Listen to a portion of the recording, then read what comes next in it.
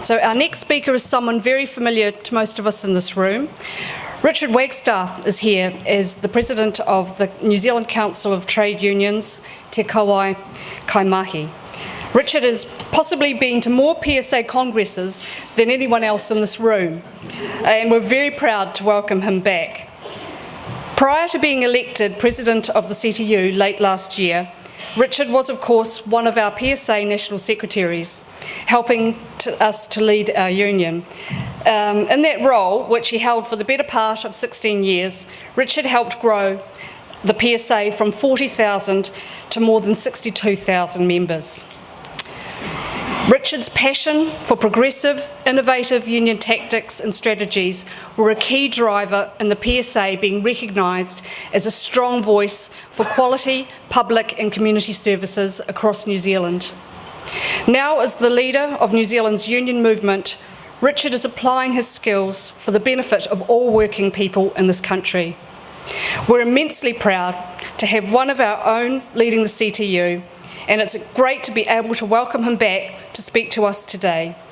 Please join with me in welcoming Richard Wagstaff.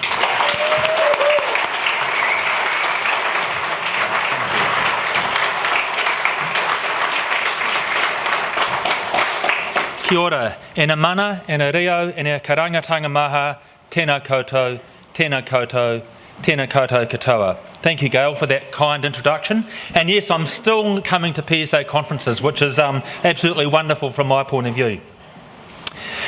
Kia ora, Mike. You're still president, I understand. There you are.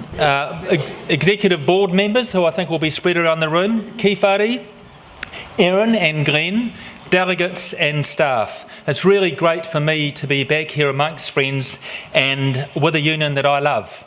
And you know, the thing that I love most about the PSA, apart from all you wonderful people, is actually the people that you represent. They do an incredible job. When you consider the resources that they are starved of and the expectations and demands that are put on them, I think PSA members right across the sectors do a fantastic job for New Zealand, and all too often they don't get the recognition that they deserve for doing it.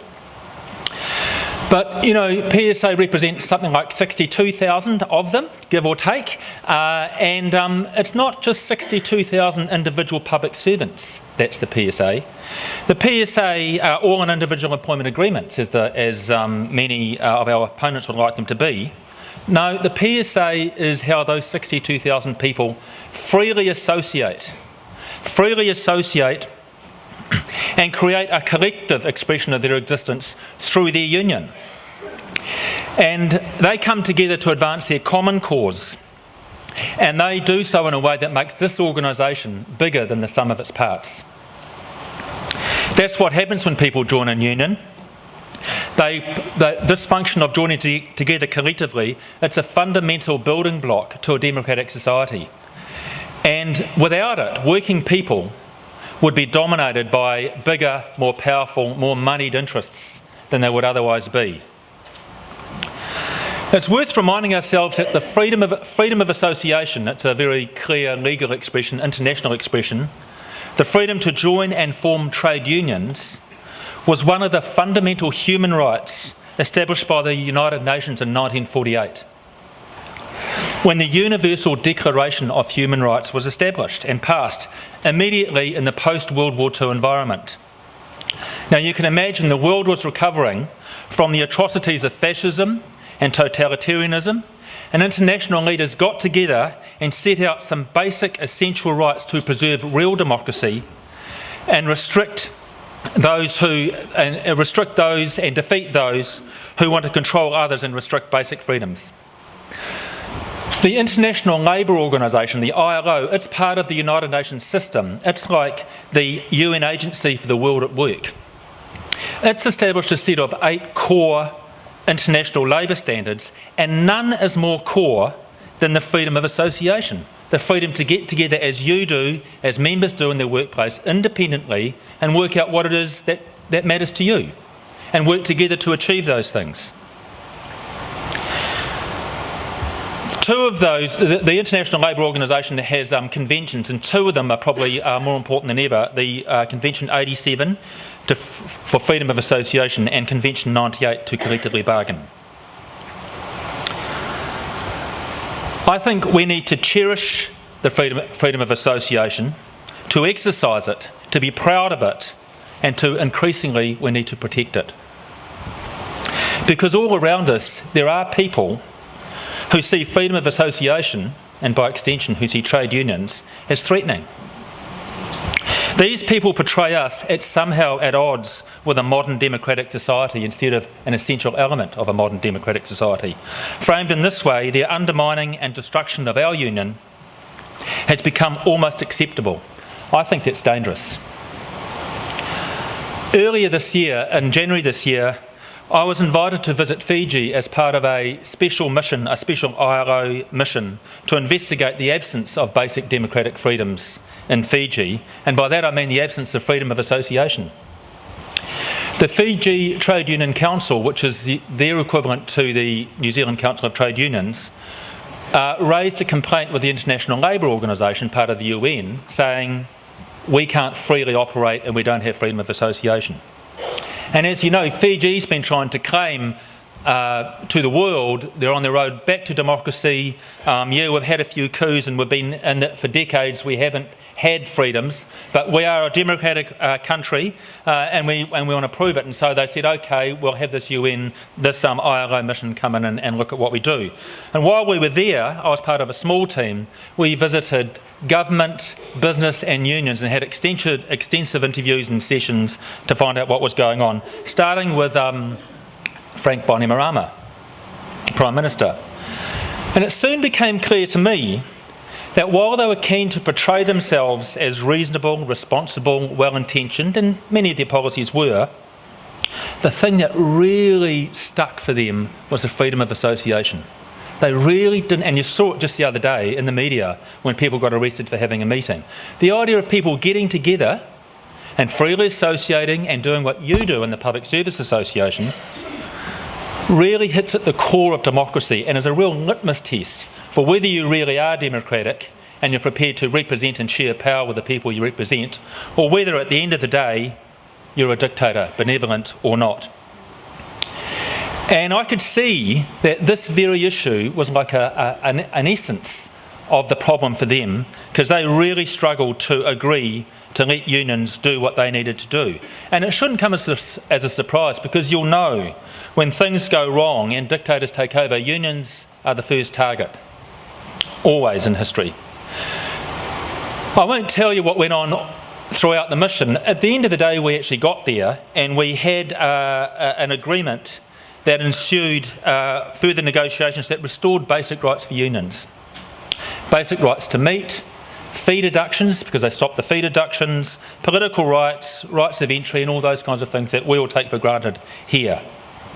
And that was the price that Fiji had to pay to be able to tell people around the world and other nations that they really are serious about being a democracy. They have to support unions.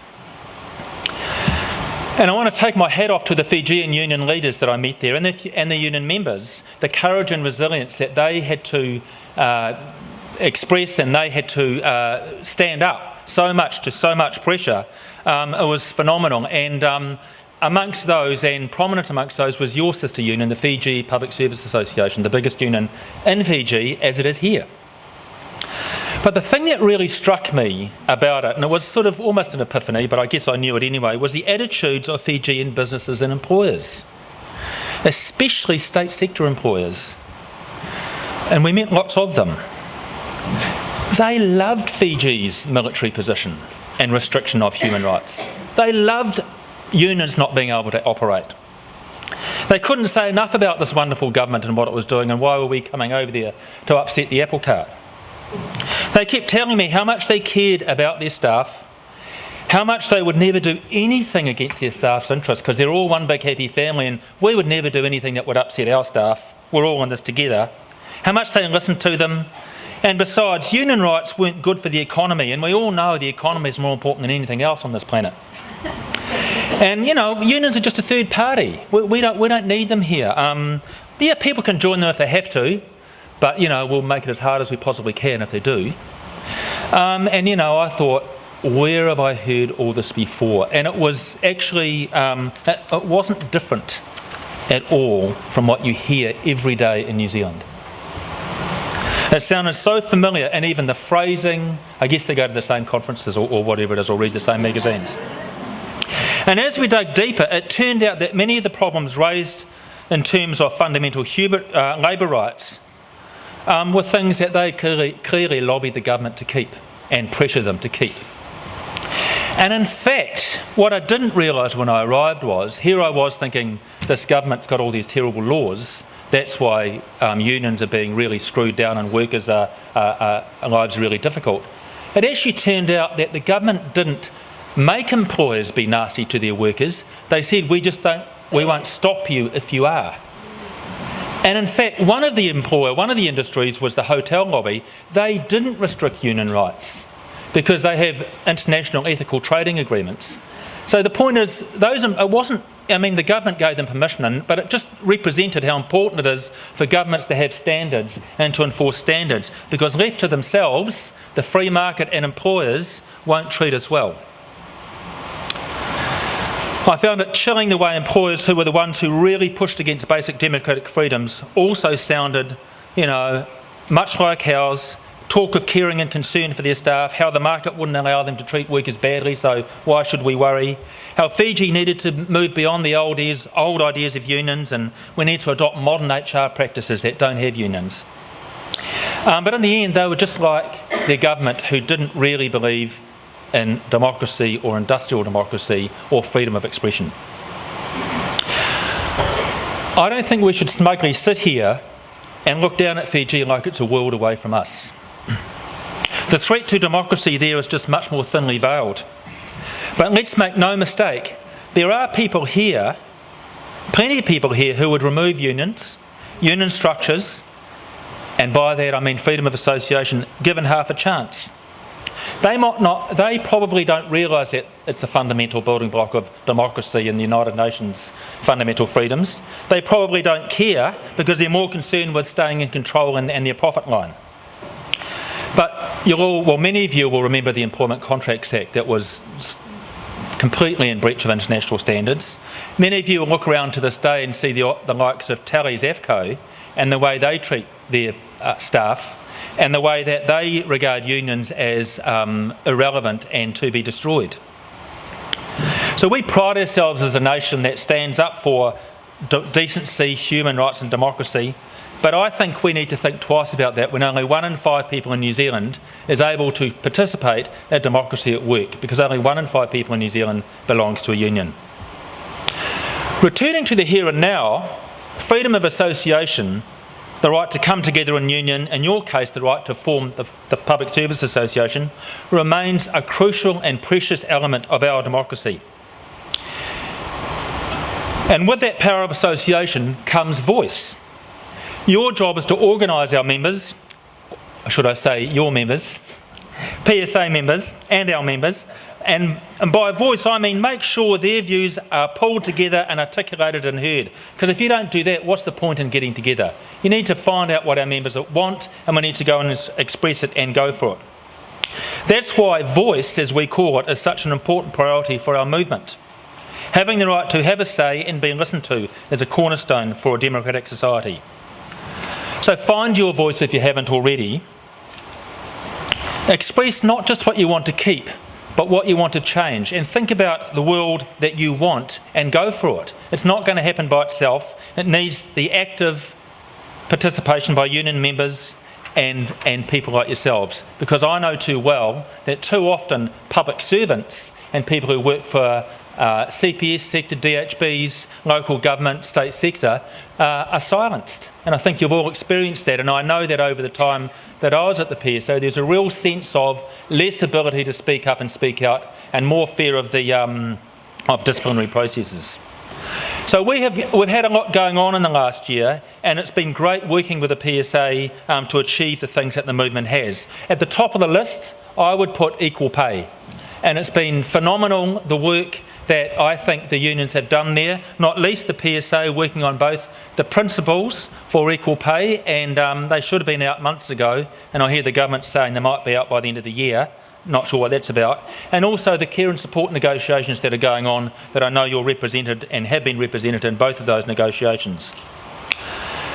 It's very exciting where we're going, but let's not forget that the government is now sort of talking like it was their idea, and we're the leaders when it comes to equal pay and pay equity historically. I just think it's worth reminding ourselves that this is only a response to a legal case that they lost and lost and lost.